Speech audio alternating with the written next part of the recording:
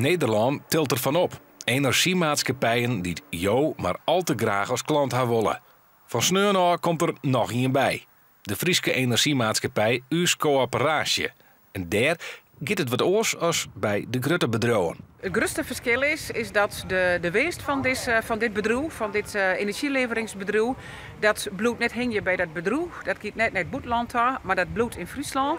En de winst die wordt uitkeerd, dat gaat naar die lokale initiatieven in Wieken en Dwarpen. Die dwaan er binnen mij allerlei zaken die voor haar eigen dorp en Wiek zo wichtig binnen. In de Louterwiek Westeinde is Kwadlien zo'n project van de Groen kwam.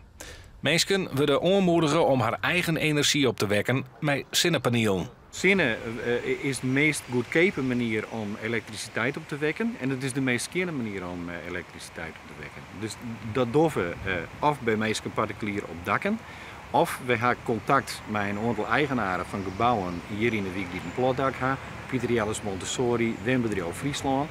En daar proberen we bij dakken massaal zonnepanelen te krijgen. Dat kan er ongeveer 3000 wezen. En dat betekent dat zo'n 100 gezinnen in een week van die stroom gebruik mee te kennen. Zelfs het Heidstra al een paar mannen zonnepanelen op het dak. Met een speciale app kan er bijhouden hoeveel energie erop wekt is. Er zijn zoveel energiemaatschappijen in Nederland. Waarom doen jullie dit als lietsbestuur en Westeinde? En waarom vind je het zo belangrijk?